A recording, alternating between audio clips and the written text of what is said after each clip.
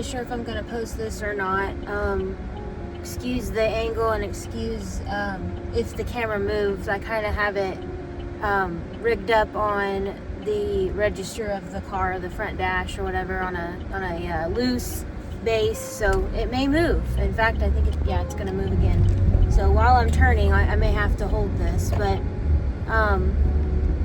you know, I'm still kind of navigating life without, one of the most important people in my life.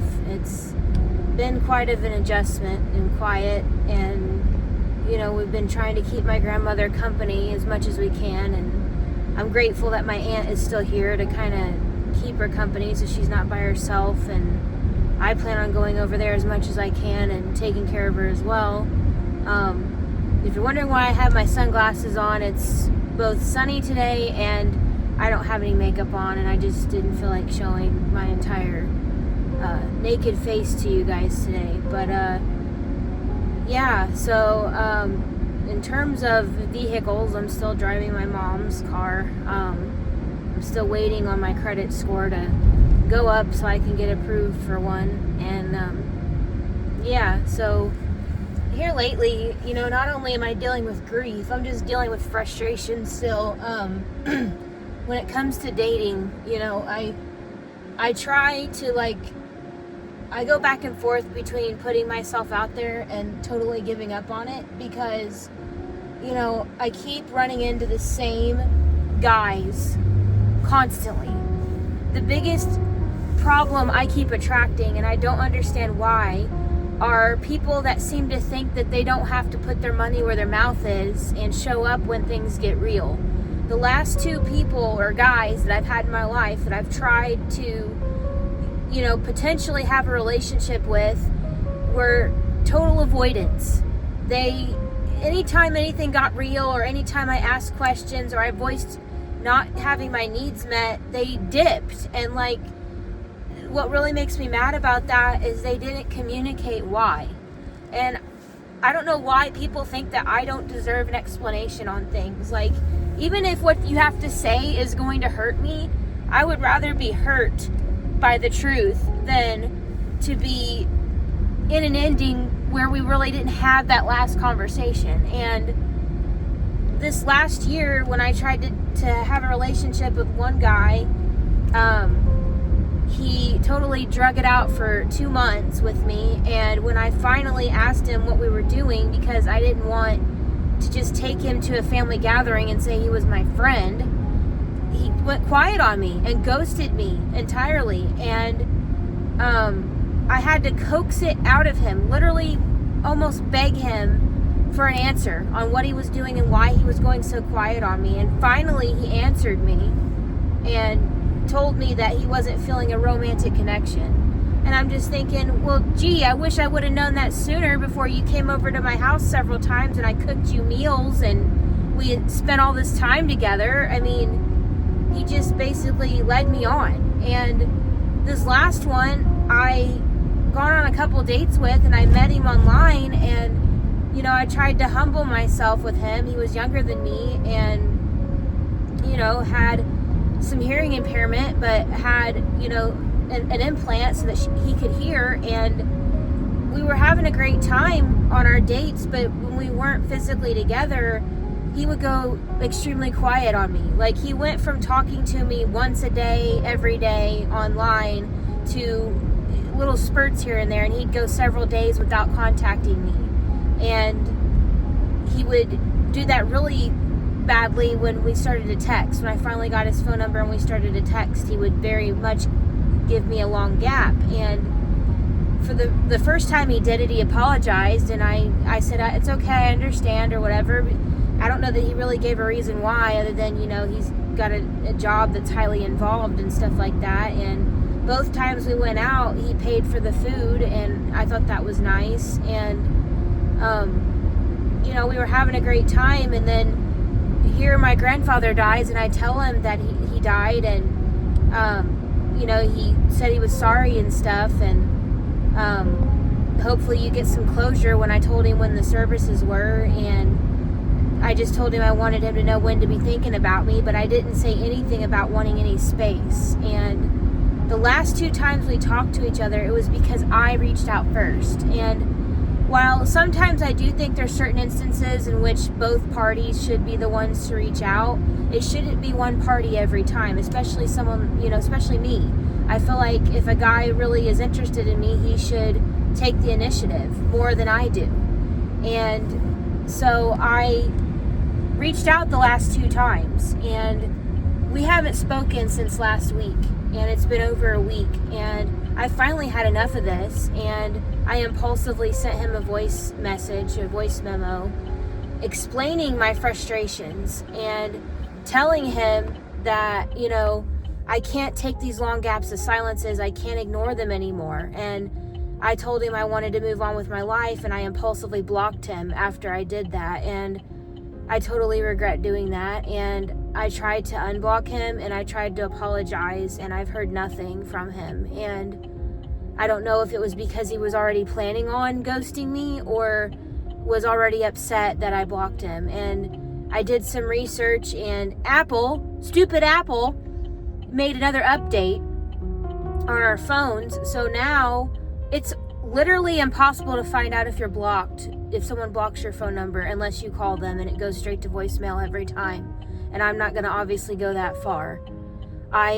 Basically, when I apologized, I did not say I was sorry for standing up for myself, because this was the first time in a long time I actually have done that when I was getting to know someone, standing up for what I know I need and I deserve when I get to know people. And I know I deserve consistency. Everybody does. And he was not being consistent. And I was getting tired of it. And the final straw was ignoring me for the whole week. I was grieving my grandfather, and not once texting me and asking me how I was.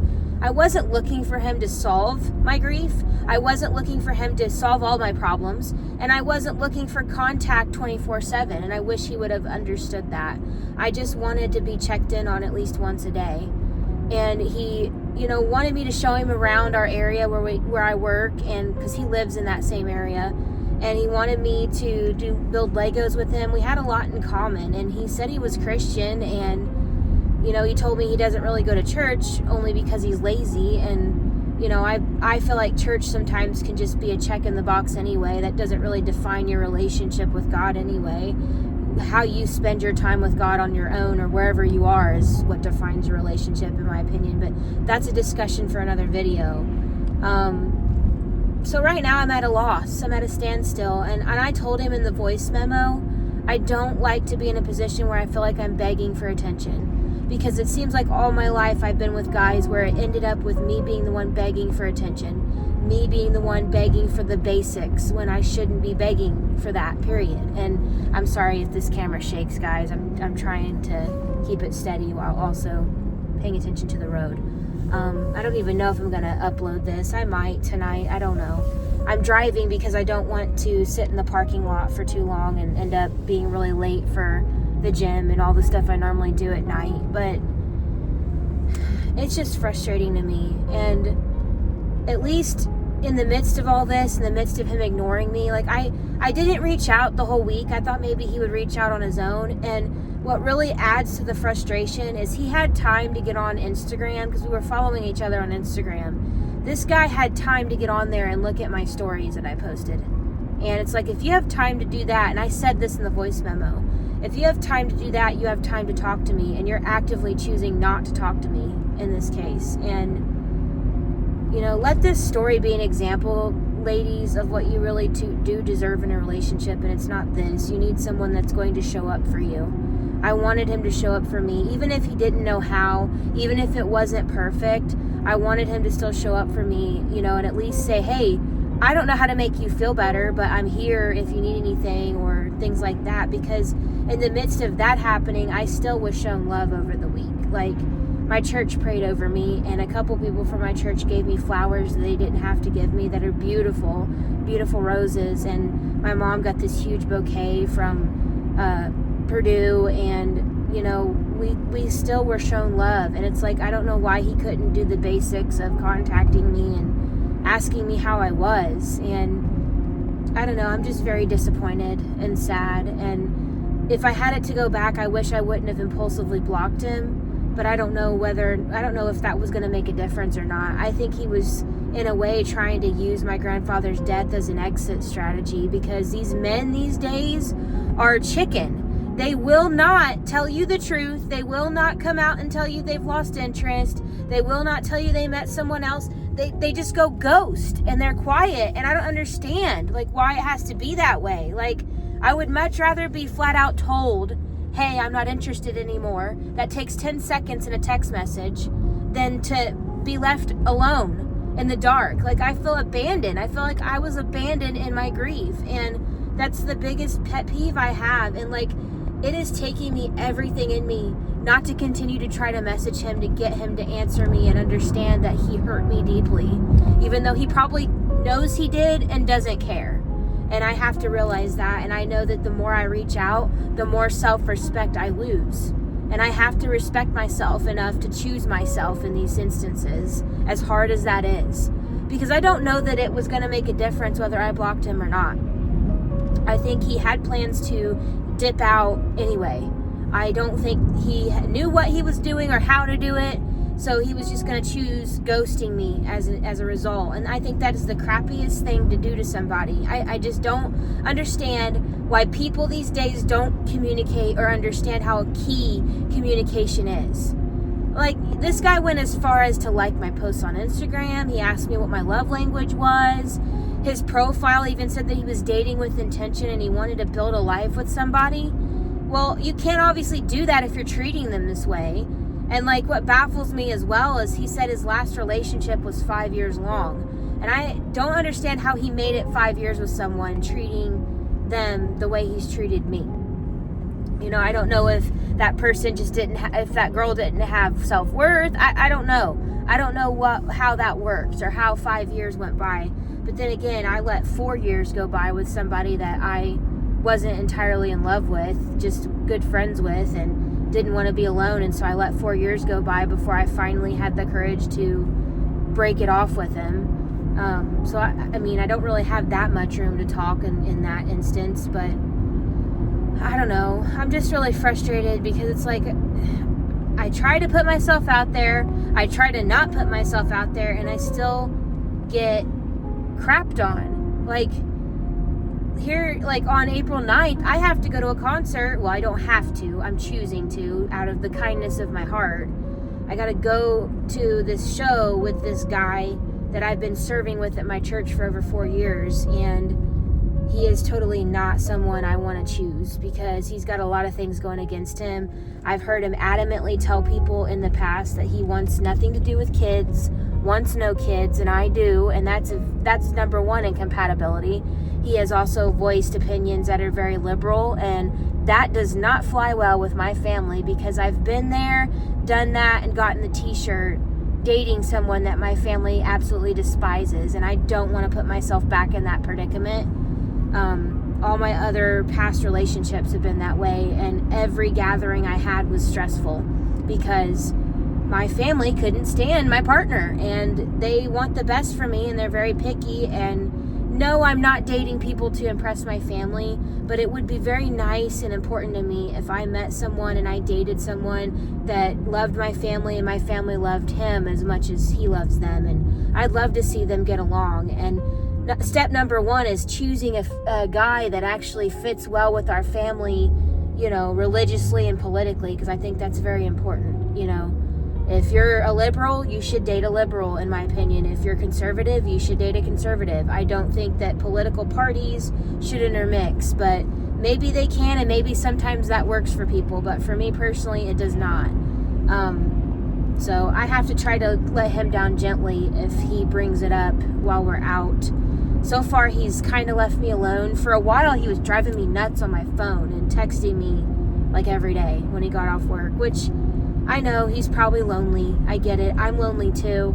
And I wanted to keep him company as a friend, and I went ahead and I had conversations with him just because that's me. I'm a kind person, and I'm single right now, and I'm not, you know, committed to anyone. So doing that, I didn't see the harm in until, you know, I met, you know, the right person. Sorry, I'm telling you, this camera won't stay put, but yeah. So anyway, I'm not sure how long I'm going to talk to you guys. I just wanted to briefly come on here and just air out some more frustrations.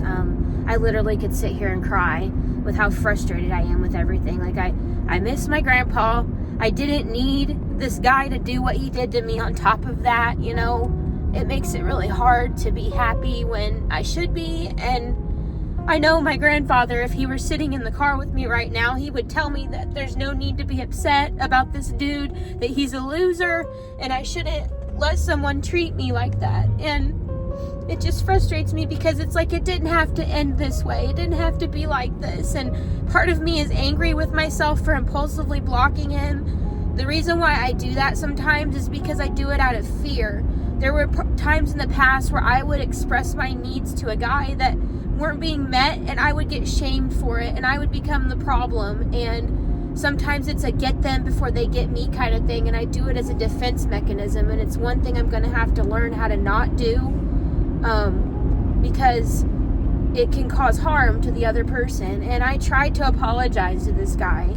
I sent him a message and said I apologize, but with the way that Apple has updated their phones, or the phones, I don't know if he even got it. It says delivered, but now they're saying when you're blocked, you won't ever know. And I think that's stupid, because you should figure out if you are without needing to call them. Anyway, I know I should let this go, and I should let the door close and take it as God's way of saying, my child, he is not for you. He's still not the one I have for you.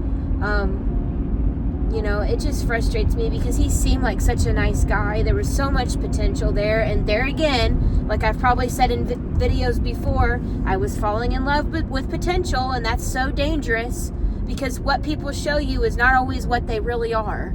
And he showed me who he really was this past week by not talking to me at all, but having the time to look at my profile. So I do think blocking him on Instagram was the right move, because he doesn't deserve access to me in that way if he's not willing to talk to me in real life. He shouldn't see my digital footprint if he's not going to talk to me physically. I think that's wrong. I think that's just being lazy. I think it's just taking the easy way out and figuring out me and what I'm doing and what I'm going through. I don't think it's right. And so I did take him off of there, but I did unblock his number, and I tried to reach out and say I was sorry. I think at this point I need to just accept that it's over. He might have found someone else in the 1 week he didn't talk to me. I don't know. But whatever he did, it was very shady and very wrong. And I don't think I was treated appropriately. I don't think that things were ended appropriately. The only thing I know I can own up to is blocking inappropriately. I should not have done that. It was just an impulse because, like I said, I'm very used to being mistreated. And I try to do it to defend myself and keep myself, you know, from getting mistreated. And conflict scares me, to be honest. And it took a lot of courage for me to send what I did to apologize, because, you know, I don't like confrontation. I don't think a lot of these guys do. But these days you have to be brave. You have to work through those fears and push through them and still communicate with that person. Because as scared as I was to send that apology, I still worked through it, and I sent it anyway.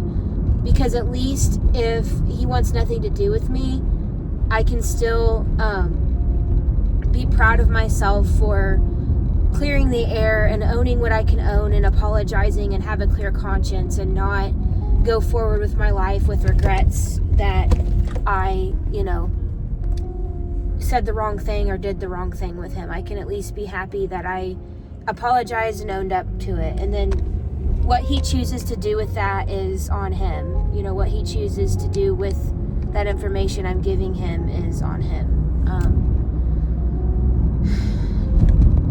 Anyway, I hope everybody's having a better week than I am.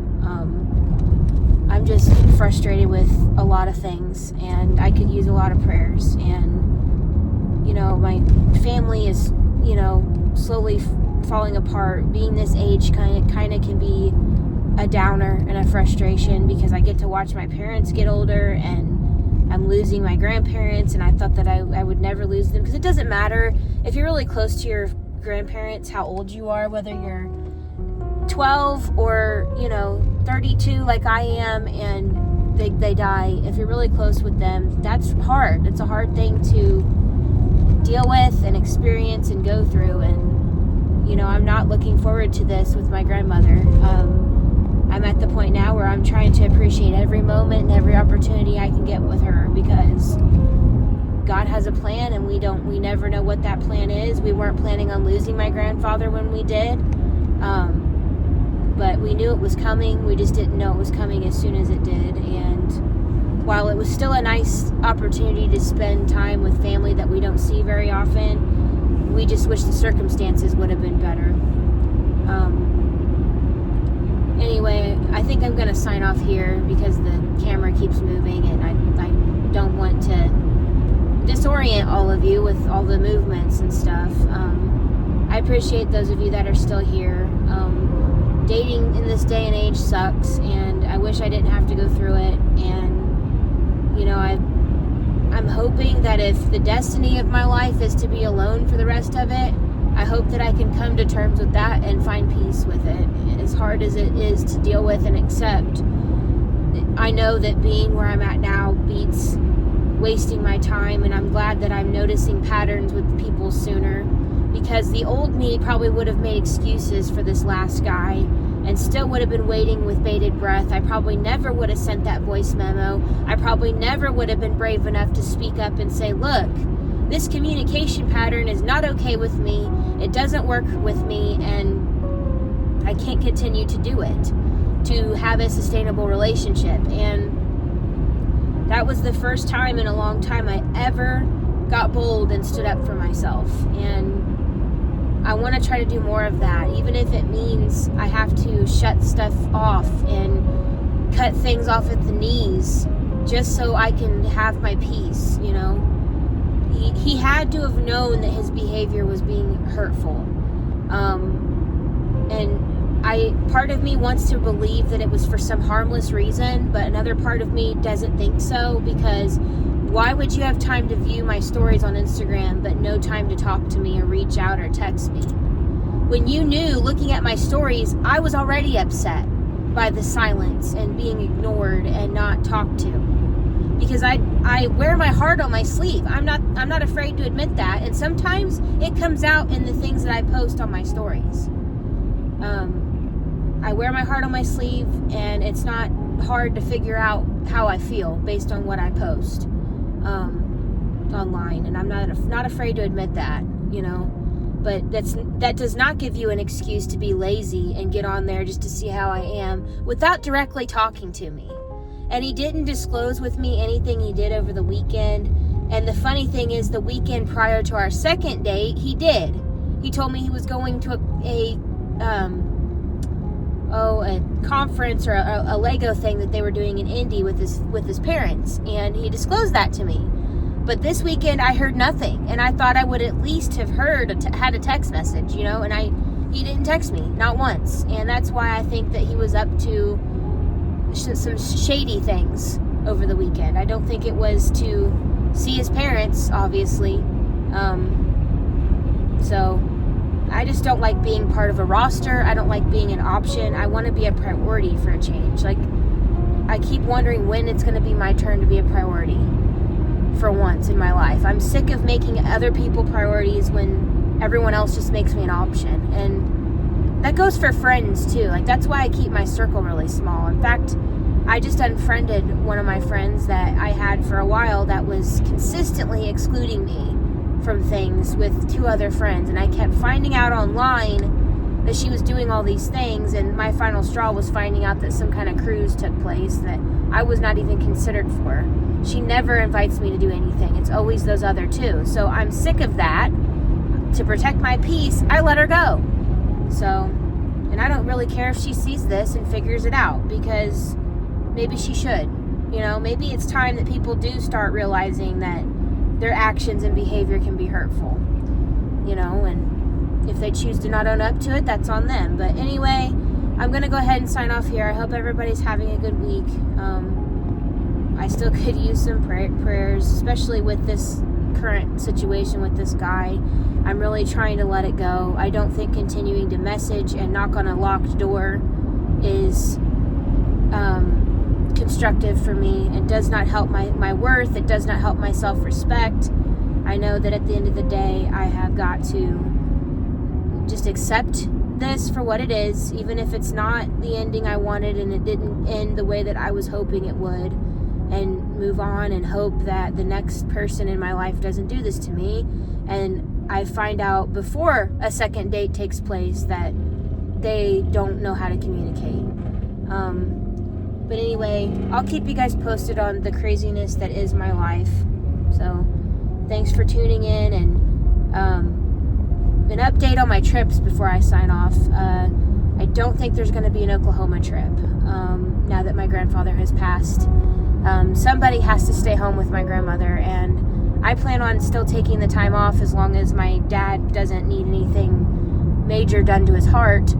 I plan on still taking that time off, but it's not going to be to go to Oklahoma. It's going to be to chill and be with my grandmother for most of it. And then there still is going to be a Disney vlog in September. So don't worry, stay tuned. There will be vlogs for travel when I have them. But for right now, no. I may go to Buc-ee's because I haven't been to Buc-ee's in a while. So I may take what would have been the Oklahoma trip to go to Buc-ee's. I know they just opened one in Ohio, and that's not too far from me, and I should be able to maybe make that trip. So we'll see. I'll keep you guys posted on everything. So thank you for watching.